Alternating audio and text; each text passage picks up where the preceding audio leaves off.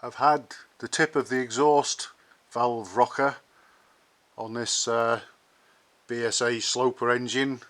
built up with weld, and I've ground it back and shaped it, but unfortunately a trial fitting has revealed that I need to take some more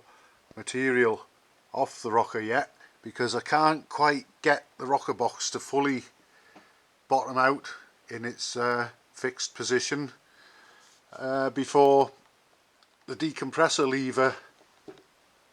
jams, because there's no surplus movement of the rocker. So that means that if I bolted this rocker box down, if I was able to, that rocker would be holding the valve slightly open even before the decompressor mechanism is operated. So I'm going to take another probably half a millimetre to even a millimetre depth of material off the tip of the rocker, and that should free up enough space and movement for me to be able to fasten the rocker box assembly down properly and leave enough free movement for the decompressor mechanism to work. And as the cable pulls this arm forwards, the little sort of half moon shaped face on the cam bears up on the underside of the rocker and lifts this end of it, pressing the exhaust valve down slightly. So it's going to be a bit of a juggling act, and it might be a couple more trial and error fittings and grindings and whatever to get it right, but I'm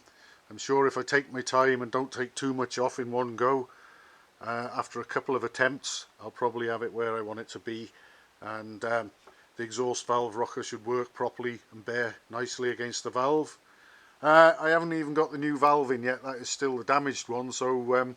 I've also got to consider that the new valve, when it comes, certainly isn't going to be any shorter than this one, I wouldn't have thought. So I might need to be quite generous with the free play that I create there between the tip of the rocker and the decompressor mechanism. The push rods and the cams don't come into it at this stage, and obviously there's adjusters on this end of the rockers to sort of allow for any discrepancies that might crop up there. And hopefully by the end of today I'll have a satisfactory fit of the rocker box, the rocker and the valve relative to each other. As I often say, if all goes to plan.